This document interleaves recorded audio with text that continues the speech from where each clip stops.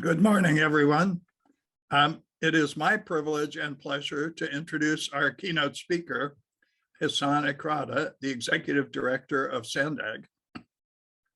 Hassan has had a long and distinguished career in transportation planning. I will not read his full bio in the interest of time, but there is a link to it in the summit program. Rather, I would like to start on a personal note. I first met Hassan on his first day on the job. I was attending a meeting of the California Transportation Commission in Los Angeles. And while waiting for the meeting to start, I was sitting with my counterpart from the Angeles chapter, Daryl Clark. And Kim Kawada brought Hassan over to where we were sitting to introduce him to me. It turned out Daryl knew Hassan from his work in Los Angeles, and we joked about Los Angeles's loss being San Diego's gain.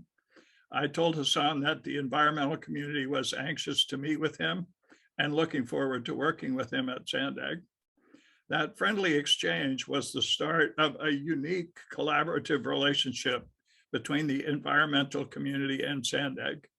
There is no other region in California where the Enviros and the MPO work together as well as we do here in San Diego. We don't always agree, but we always keep talking. And today's talk is a good example. So let's welcome Hassan, and he brought with him two of his team members, Tuari Feola and Keith Greer, to help him answer questions. So if time permits, we'll have a brief Q&A session. Take it away, Hassan.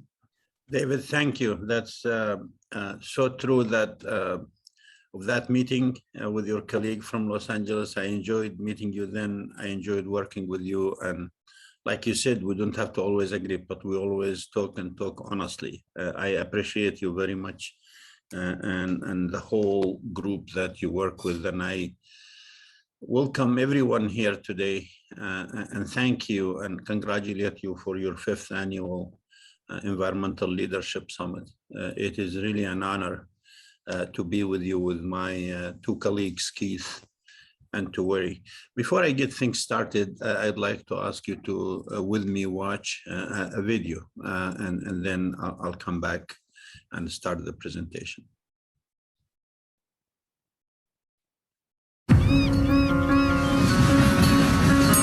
Where to?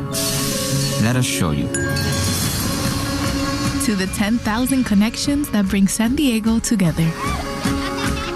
To the people and the places that make this region like nowhere else. These connections get us to our jobs. To the homes we live in and the neighborhoods we visit. But they're much more than that. They're part of a bigger plan.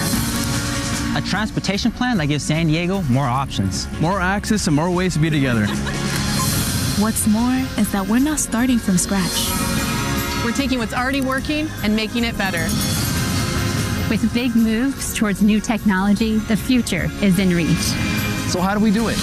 With big dreams, smart moves, and by including everyone. It's a plan that will drive us and move us.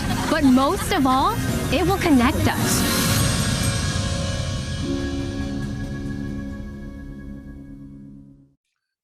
Thank you very much for playing the video. I mean, there is a longer version of this video we'll see together sometimes later. But let me just say, I started in December 2018.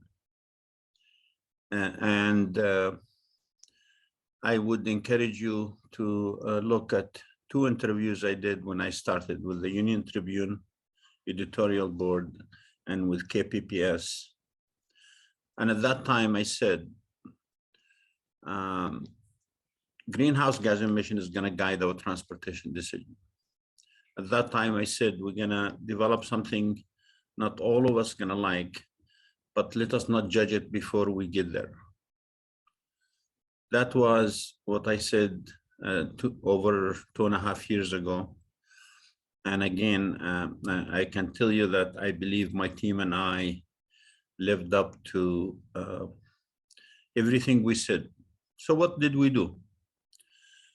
We started from scratch. We got a bill in Sacramento signed by the governor to delay our plan. And I want to thank you all for your support. You supported us. The bill was signed, we got 2 years, and for the last 2 years, we've been hard at work. The goal was to reimagine the future transportation system and to have those long argument about, should we just ignore everything that's happening around us? Is global warming? Well, look, that debate is over. It's real. And we needed to make sure transportation, the biggest contributor for greenhouse gas emission, does its part. Today, we have that vision.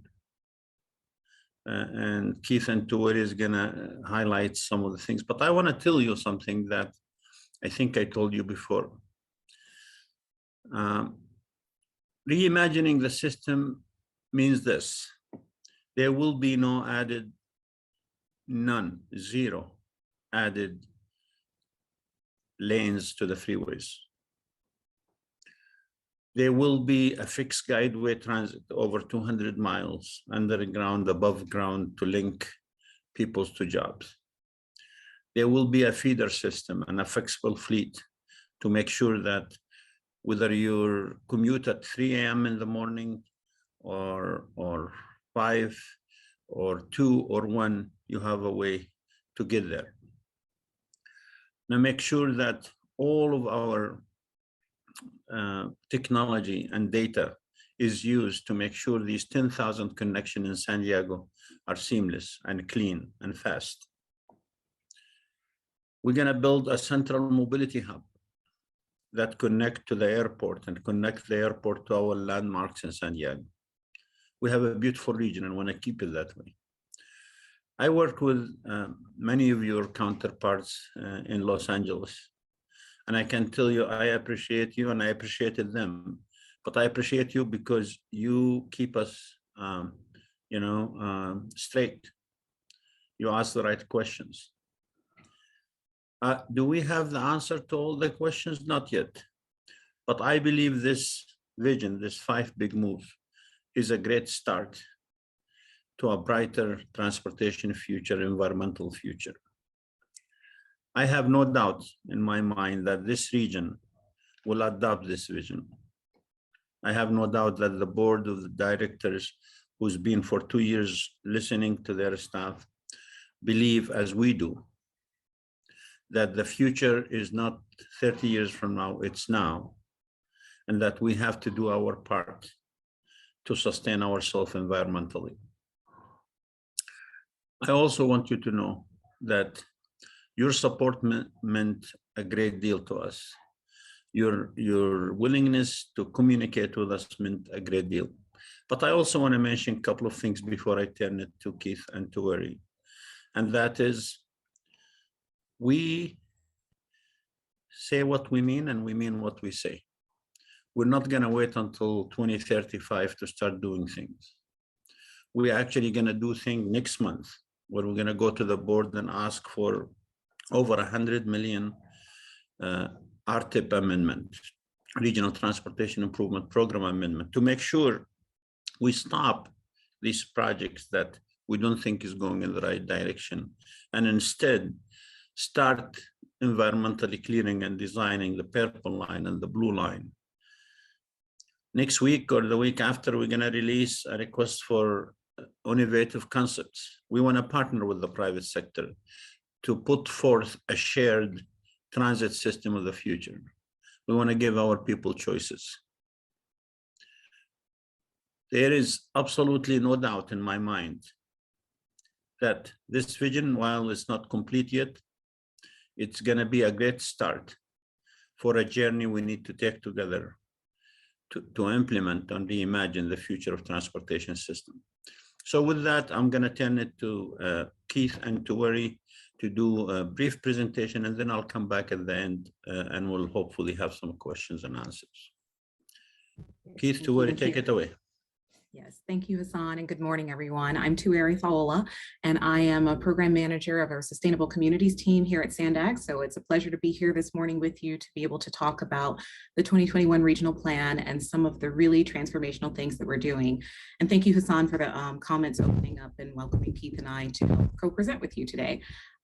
So this image here, Hassan talked about when we came and presented to our board last year, the vision for a future transformational future and vision for the San Diego region. And here is, he had pointed out Century Mobility Hub and what we had shown. But as we start to put this in place and we start to talk about really taking that vision and making it a reality, it's we're trying to meet all of the mandates that we need to do from the state, as well as the things that we are trying to do here locally. And it's really creating a system that works for all of our users. And you can see in this, this is new slides that we just got actually from our very talented visual communications team. It starts to really put the connections together. And it uses how we're looking at flexible fleets, how we're looking at all of the different modes of transportation, and we're creating a system that works for us all. But certainly you have heard us talk about that we have 3 challenges that we're trying to address when we mention and talk about this transformational system and being able to connect people to where they need to go and where they want to go. And that's certainly congestion, social equity, and meeting all of our state and federal mandates to reduce greenhouse gas emissions, as well as reducing vehicles miles traveled. But this is a plan that has been done different than the past. We've talked often, I'm sure many of you have heard our regional plan presentations where we've talked about the data-driven process. And rather than just thinking about how we expand our roads, look at how we just put more routes for all of our buses and trains, we also thought about access and connectivity, safety and convenience for people, and how to make it easier for people to get to where they live, they work, and where they want to connect. And the big thing that happened during the last plan that we put together in this one is really the explosion of the app-enabled mobility services. It just took the entire nation by storm. Very rapidly, large portions of the population, including myself, we embraced the new app-enabled mobility service and being able to just conveniently book a ride as you need to on your smartphone. And this is certainly the future that we see remaining, but it's also the present that we're dealing with right now. And today we have the proof of concept. Technology has made Uber and Lyft work for them. And in the future, we are looking at flexible fleets that can offer us even more options to where we want to go. And it will be tailored to people's specific needs, helping to close that first and last mile gap. And we envision that vehicles, excuse me, will be both large and small, and that they'll be available whenever and wherever we need them to make the most of the infrastructure that we currently have today.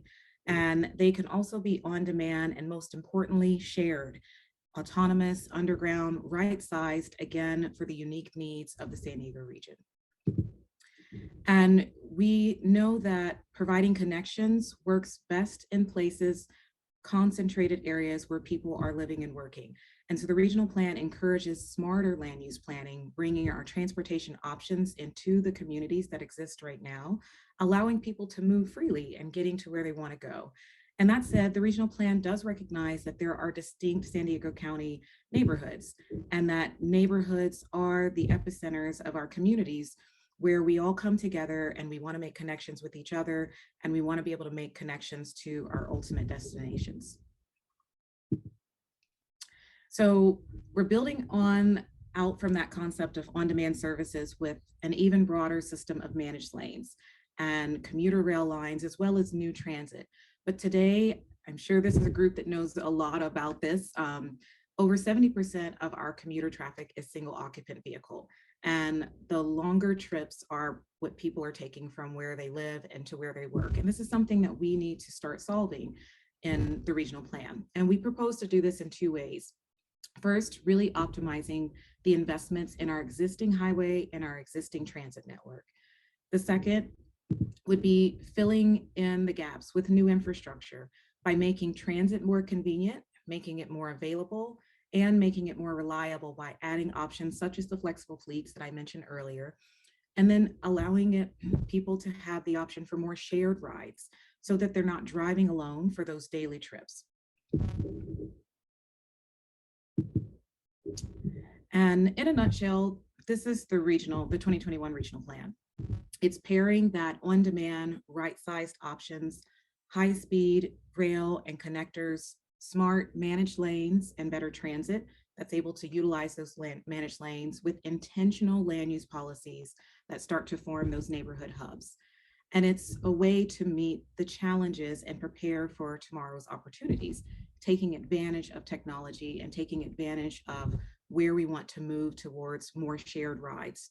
And this plan also does help us to meet those important and critical state and federal mandates for social equity, as well as for the environment.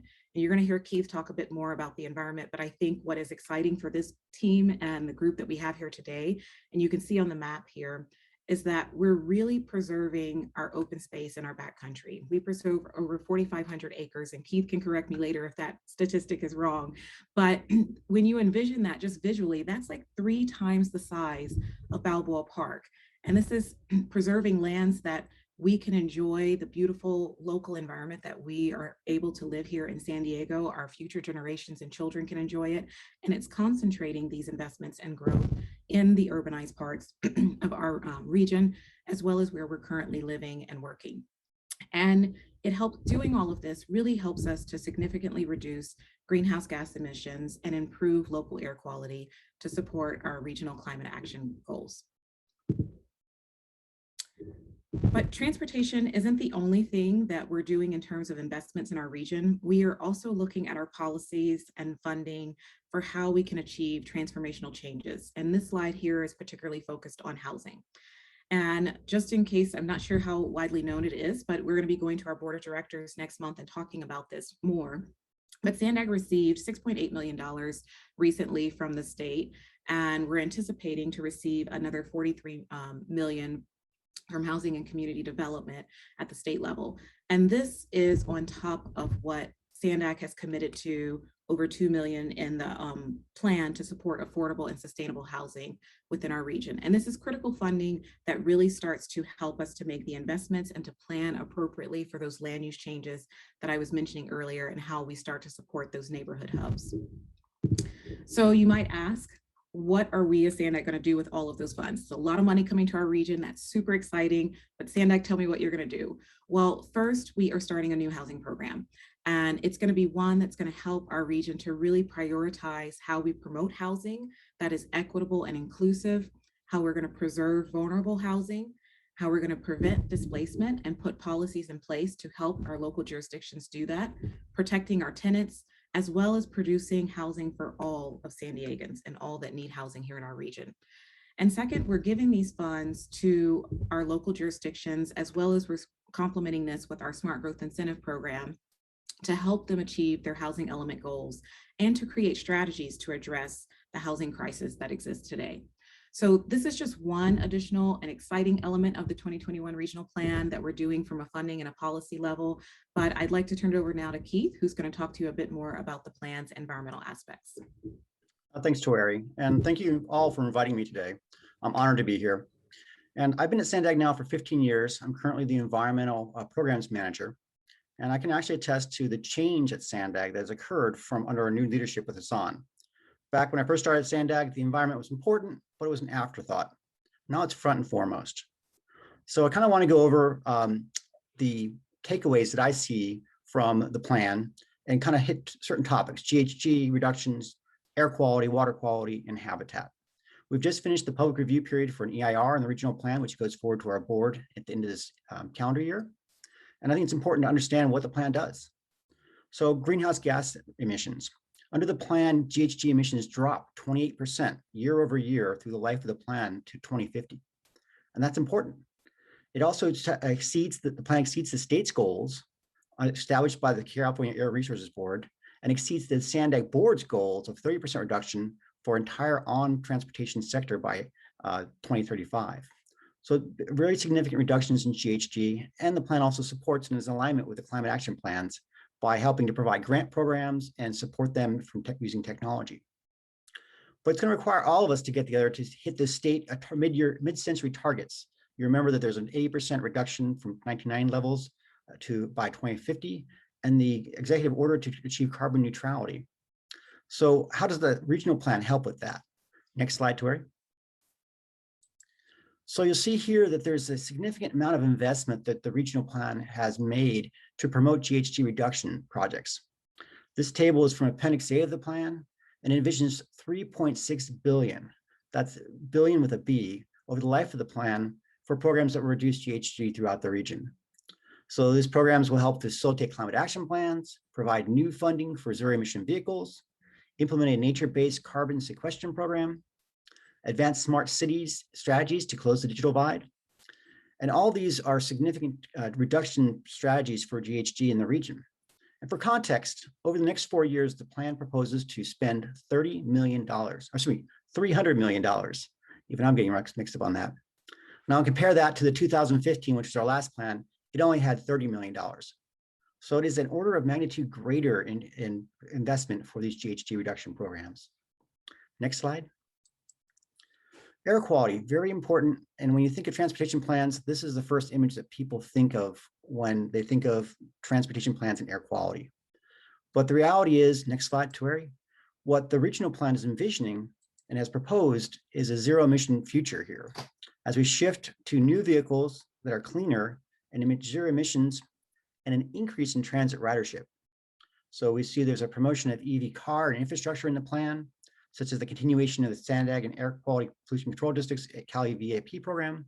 There's a move towards zero emission buses, fleet vehicles, and even trains. So over the next 4 years, we see $100 million of investment just in these new technologies. And in addition to bringing the whole system together using a new operating system that Terry was talking about, the app-based systems. Next slide. With regards to water quality, one of the most innovative aspects of the regional plan is a new nature-based climate solutions program. The program would have $565 million to promote infrastructure that improves water quality and mimics nature-based solutions by allowing restoration to occur, infiltration of pollutants, and sequestration of carbon. So I think of this program as kind of like taking the Choice Creek program, which proposes to daylight the channel out there in Choice Creek, restore it to native habitat, and allow the pollutions to filter through the native vegetation while it also sequesters carbon. I think of taking that and applying it to the whole region. So it's a significant program. I'm excited about working on that in the future. Finally, I'd like to turn to the area of habitat. Next slide, Tueri. So one of the Senega's greatest assets, in my opinion, and I think probably yours as well, is the wealth of geographically diverse native habitat. You can drive from the beach to the mountains and to the desert all within an hour. It's these open spaces why we love our region, and it also makes us a biodiversity hotspot. We are considered a national model for habitat planning, and I've spoken at many conferences throughout the nation where people have pointed to San Diego as the way to really do greenprint planning or conservation planning for habitat. Next slide. So we have this regional plan contains a transportation network, but also a strategy for attaining sustainable communities. We call it a sustainable community strategy, and it's included in the plan. And what it envisions is to have more infill development, compact infill development. Instead of sprawling out, it contains that development in and goes up.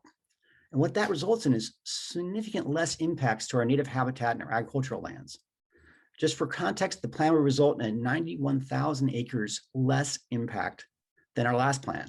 That's an 86% decrease compared to the 2015 regional plan. That's 3 times the size of Chula Vista. That's a huge amount of conservation. Next slide. And I slipped and used the word conservation, and I'll remind myself that one of my colleagues on the Habitat Conservation panel, which will be speaking next, remind me that while the regional plan envisions 93,000 less acres of impact, it doesn't mean those lands are conserved. So to that end, the executive director has notified the board that the final plan will include regional funding for habitat conservation. I'll be speaking more on that topic as part of the next panel discussion. But with that, I'd like to turn it back over to Hassan to close out the keynote speaker. Thank you. Hassan? Thank you, Tueri and Keith. And again, I am really grateful to be here with you this morning. I just want you to stand with us to change the trajectory of where this region is going. We're gonna stand together. Yes, we don't have the answer to all the questions. We don't have maybe a perfect answer to many of the questions, but our intentions are very clear.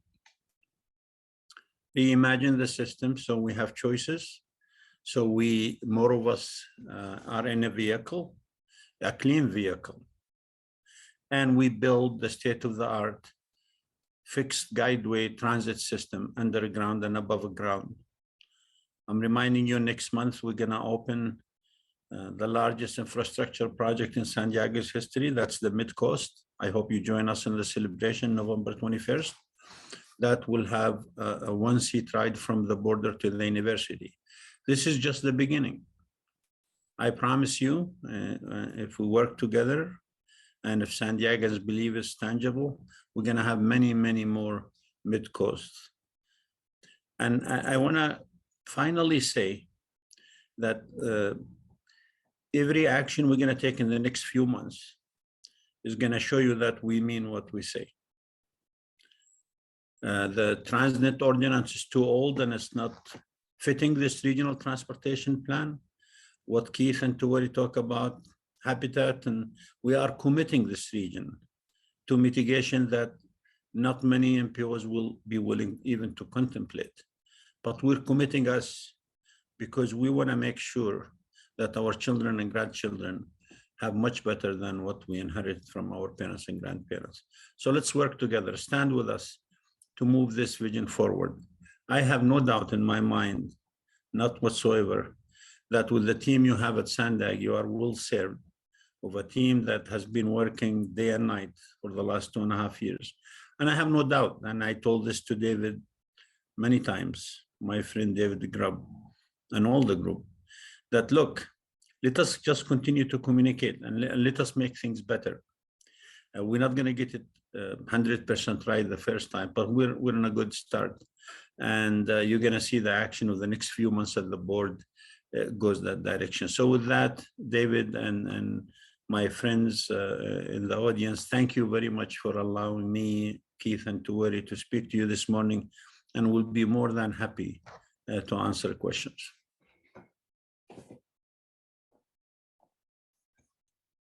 Okay, we have a couple of questions that have showed up in the Q&A so far. The first one is a question about, can we achieve the industrial world's first climate stabilization requirement, that is 80% below our 1990 levels by 2030?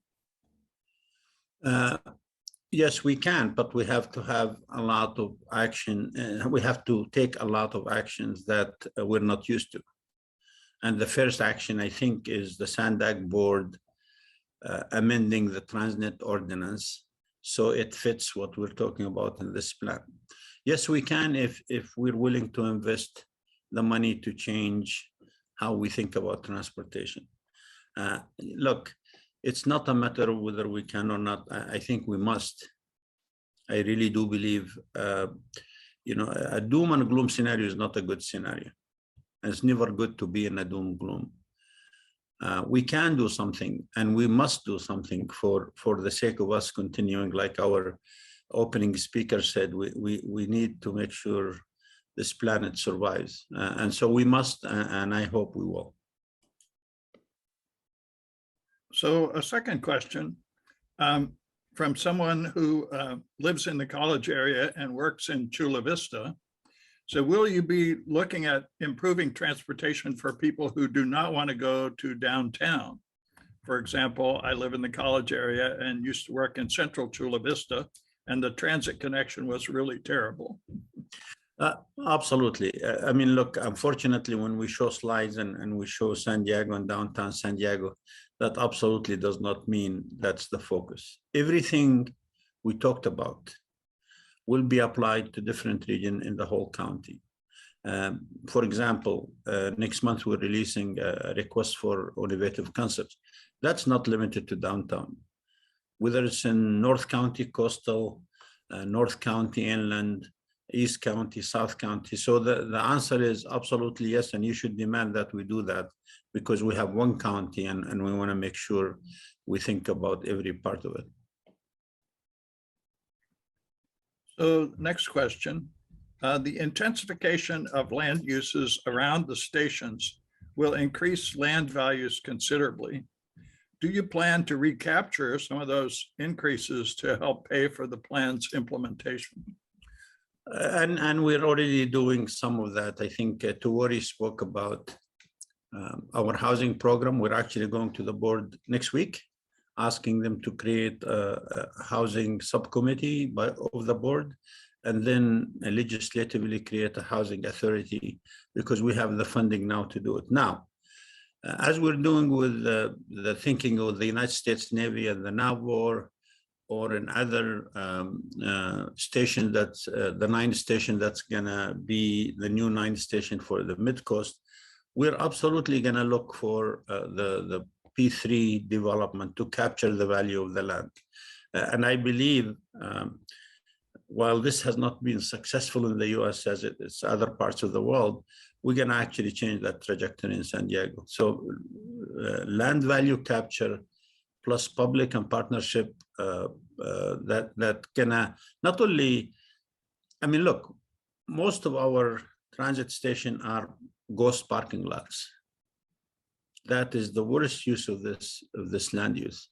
There's a lot of value, economic value, but there's also a lot of benefits from transportation, densification, and transit go along with each other. So the short answer is yes. We're just beginning to work on this at a bigger and smaller scale. We have 30 mobility hubs defined in this 5 big moves.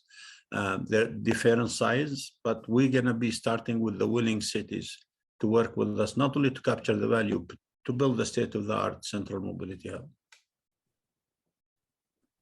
So next question, what is Sandag doing to make the existing right-of-ways and infrastructure better for wildlife and habitat? Native plantings, for example, or carbon storage in the medians? I'm gonna let Keith take this question. Go ahead, Keith. Certainly. We have a whole program under the Environmental Mitigation Program that will actually help to make wildlife corridors move more functionally. So working with the USGS, we first have identified all the wildlife corridors out there, how they're working, and then providing grants to different land managers to promote those wildlife corridors. It could be something as simple as putting some shielding for lighting to go through the wildlife corridor, or more complicated with full restoration. But all that's available right now. And matter of fact, I'll tease it by saying on November 1st, we'll have a new request for proposals for grants for land managers to do things just like that. So next question, is Sandag studying other successful transit programs, for example, Denver, throughout the country that provide useful routes that include airport, stadiums, college campus, and other frequent locations with frequent trips? Absolutely, and that's actually what the request for innovative concepts. And I just to clarify, the request for innovative concepts that we're going to put out in a couple of weeks is exactly to do that. The examples in Denver and elsewhere in the country. But I also want to make sure that, because I know Bill, who's here, made this. We're not looking for building a glorified tunnels for Tesla users or for a Chevy Volt users. We're looking for a system that's shared and electric, that gets people more than one in a car to these places. So the connectivity, we mentioned the 10,000 connection in San Diego. That's all about looking at what Denver and other places in the country are doing. So the answer is yes, you're going to see that very shortly. So a different tack on a question. Are there plans to make the beaches more accessible through public transit to reduce traffic, parking issues, and GHG? We're going to make every part of San Diego, the beautiful San Diego, accessible. And we want to make sure that people who go to the beach or go to entertain somewhere else or go for a walk or a hike have choices to get there. And we want to continue to ensure that these beautiful beaches will continue to be there for our children and grandchildren. So access to beaches in terms of transportation is paramount to that strategy. As you know, we're really working hard and investing hard to make sure that we stay away with our trains and from the bluffs. We're working really hard to make sure that system that we're asking for innovative concepts for go to the most beautiful beaches in San Diego. So whether you're a San Diegan or a tourist, you could get there much better and faster and safer than if you drive. So next question, what is Sandag doing to encourage developers to build for sale housing and rental apartments? The current trend is only for rentals, which is creating a huge disparity in home ownership. I think Tuwari mentioned the housing program that she's putting together. And again, next week will be the first action of the board. All I can tell you is we did not have a housing program before. And we are now, and we have a partner in the state by providing funding. But I can assure you that we're open to all discussion, because this is not only for San Diego, for California, especially for San Diego. Housing becomes one of those issues that could hamper our economic growth and our sustainability efforts moving forward. Tuwari, if you want to add anything to that question, please do. Yeah, no, I think you're spot on with what you're saying, and it's something that we're looking at. We have heard from a lot of the development community that a lot of the challenges around housing and home ownership is that financing aspect for helping them to get affordable housing built that can support home ownership as well as for rentals. And so part of the housing program that we're developing at Sandag and the action we're taking to the board is so we can form a subcommittee that looks at how we create an authority that would help in this arena when it comes to funding, as well as setting new policies and programs in place to encourage that. So it's certainly something we're looking at and being able to build wealth for San Diegans in California. And just briefly, most of the right-of-way that is near transit, the transit station, are owned by the public. So shame on us if we don't encourage developers to come in and build affordable housing for our residents. Now, is that going to be easy? Of course not. And there is a lot of people who are into being cynics and come back and says, well, it cannot be done because this and that. No, I think it can, and I think it will.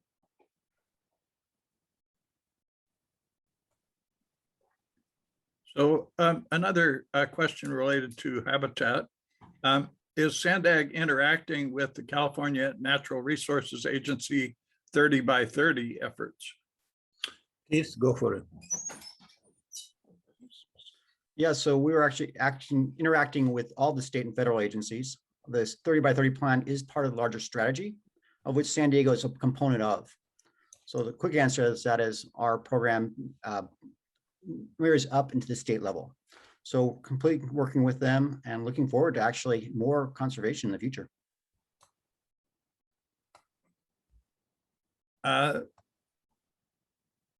Another one on the same vein, the plans for expanding the 52 by Marion Bear Park will worsen the fragmentation of wildlife movement between Rose Creek and the park area. Can you substantially reduce the impacts on this natural park and its wildlife? I can tell you that, and it was in the news a couple of days ago, and our planning director was speaking, we have no plans to expand any freeway, not only not to impact wildlife, but we believe that expansion is going to lead to more traffic, more vehicle mile travel, more greenhouse gas emission, is not going to lessen congestion. So if you look at the 5 big moves, clearly, it's not for expanding. And as to the, like Keith mentioned in the beginning, the 5 big moves is going to make things much better for wildlife habitat and others. And we're going to commit this region to it.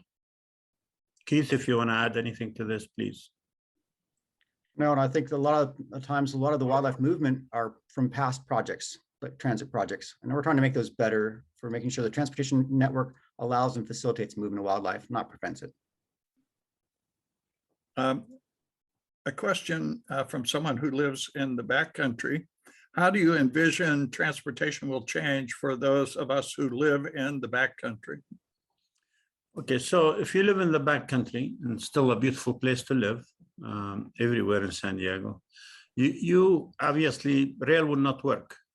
We don't have the density to put a fixed guide where, but would flexible fleet work? to feed a rail system nearby? Yes. And so we're going to look at this. Remember, we have 5 strategies, the 5 big moves. They all work together. Technology is going to bind them all, and we can separate them. So if you live in the backcountry, you will have a choice of getting to your destination without driving. You have a choice. Doesn't mean you're going to always exercise it. But we also believe very strongly that the future development is going to dictate pretty much a solution for less dense area, medium dense area, and high dense area. So if you're in the backcountry, you should look for some strategies in the 5 big moves to give you a choice. Tuwari, if you want to add to this, please. Yeah, I just wanted to add, again, the other part that we're really focusing on for those in the backcountry is really how we can improve the safety of your roadways, safety and ensuring that, some of the areas right now that have really sharp curves or there's not enough shoulders to provide safe space for emergency vehicles or for, vehicle incidents, that's a focus of how we can just do some of those improvements to improve the safety and access to and from the backcountry. And then as Hassan said, transit itself, like fixed rail or fixed service, doesn't necessarily work as well in our rural parts of the county, but flexible fleets do. And using those flexible fleets and the innovation that we have with technology enables and gives choices to those in the backcountry to now gain better access into the system that we're proposing in the western third of the region. And so this gives you better options than what you have today, which is, to just drive as a single occupant vehicle, possibly carpool, but even in doing so, you don't have a really good system when you get to the urban part to continue the rest of your commute that's, fast and convenient and competitive to driving alone. And that's what the 5 big moves will be adding for those who are in the backcountry as well. So our final question, because we're running out of time, kind of builds on that. It's will priority be given to transportation projects that will improve evacuation routes from wildfire and flooding events? Look, like Tuwari mentioned, safety is, of course, number 1. There is no compromise there. And we're going to do everything possible to make sure, regardless of where you live, that you're going to be able to have escaping routes, et cetera, et cetera. Having said that, I also want to caution that in the name of safety, sometimes people say, well, we need to expand this roadway and that roadway. Let us not fall for that. Will we ever compromise safety of our residents? Of course not. Not under no circumstances will do that. But I also, Tuwari said something, and I know it's the last question, and I want to say, you're going to hear some fear mongering about the 5 big moves. When people say, oh, they're going to tax and track us and all of that. Don't fall for that. We're going to price the system, absolutely.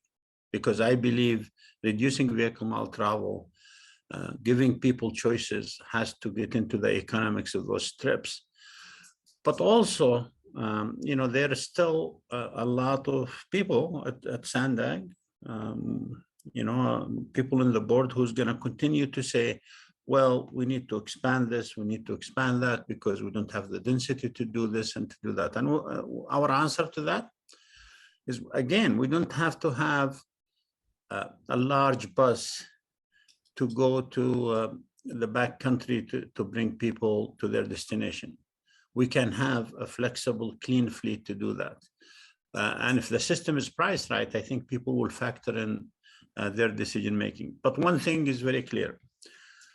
Will San Diegans, who are very like the rest of California attached to their cars, will they ever see a scenario where they're going to leave their car in the garage?